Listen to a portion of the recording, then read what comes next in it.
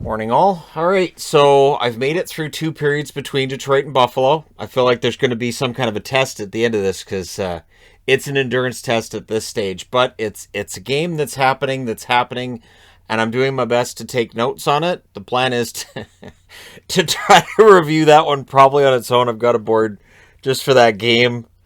Starting to think that having a board for that game may have been a lack of foresight on my part. But hey, we'll talk about what happened, and the review will take about a minute and a half, and then we'll be done. So today, the Seattle Kraken have claimed Carson Kuhlman. I wish him the best. Again, good bottom six forward. There may be some more scoring there. Maybe playing on an expansion team will help him. He may give them some goals. He'll definitely give them some energy, which they need at times. And so I wish him the best. For Seattle, they definitely need some energy. They need a lot of things right now. And so, yeah, hopefully that's something that helps them. James Reimer is supposed to return to the net tonight for the San Jose Sharks. And they've missed him while he's been out. Although Dell's played well the last couple of games, I think they'll be glad to have Reimer back. And for Reimer, the last couple of games before he ended up being out, not necessarily great starts. So, maybe it gets him going as well.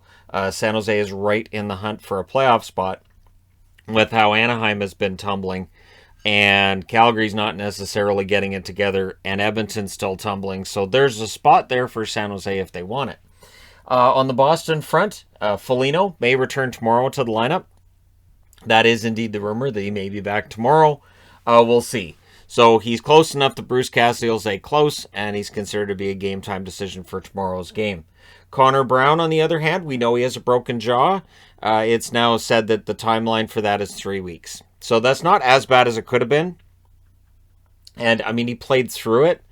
So, again, not all breaks are the same. Not all bone breaks are the same. And in this case, with his jaw, if he's out for a few weeks, that hurts Ottawa. But it means he's back well before the trade deadline. And so, yeah, we'll see with Connor Brown if he's one of those players Ottawa wants to keep beyond the deadline, or if he's a player that maybe they look to move before the deadline. We'll see what Ottawa does. They should be an interesting team to watch.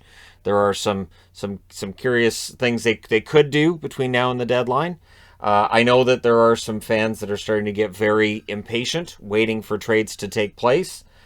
Keep in mind that with restrictions being as they are, with the uncertainty about the schedule, with the standings being as in flux as they are overall, with, as I mentioned in a video yesterday, 11 less games being played by the Islanders than Anaheim. Some teams are in very different spots in the schedule. And just all the uncertainty as it is, plus about half of the league not having cap space, trades are a really difficult thing to pull off right now. So that's why trades aren't taking place. There hasn't been the ability to get those done. So I'm hoping that changes soon. Blake Wheeler skating on his own, I guess, in a non-contact jersey, or at the very least, he's returned to the ice for Winnipeg. Wheeler has to be getting closer as he's now back on the ice. He's been out for a while. It'll be interesting to see what role he gets from Coach Dave Lowry when he comes back. Under Paul Maurice, there was always the complaint that Blake Wheeler got too much ice time and that he was given too prominent a role for what he's able to do at this point in his career. Does he play a diminished role with Lowry, or does he jump back onto a top line? And then what happens from there, right? So Wheeler on his way back. You've got to think non-contact jersey, probably a week or two out. We'll see what happens. Zach Bogosian out for 2 to 3 weeks with a lower body injury for the Tampa Bay Lightning. Of course, Palat's day-to-day is considered a game day decision. And there's a bunch of game time decision players for Tampa. But again, as I keep saying, their depth is fantastic, so I don't think that it necessarily hurts them. Bogosian, though, it's too bad because I thought he was having his best season this year. And now he's out 2 to 3 weeks with a lower body injury.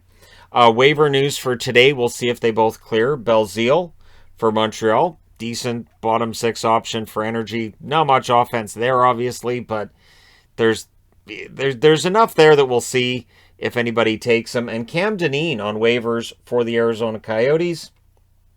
Mildly surprised by Dineen being on the list as somebody being waived by Arizona. But Dineen, I think, probably clears.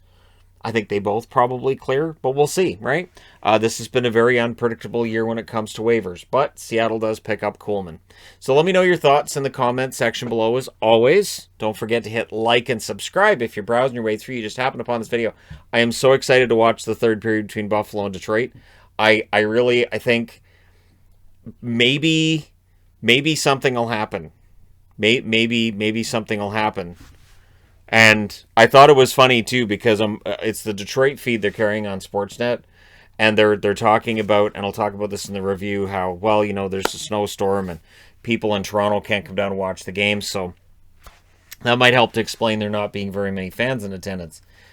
It's been that way in Buffalo all year. It's always interesting to me to see how announcers for the visiting team view things, and the shock, because Buffalo supported really bad teams for a long time, and clearly they're not having any of it this year. And yeah, so like I said, I'll talk about that in that review.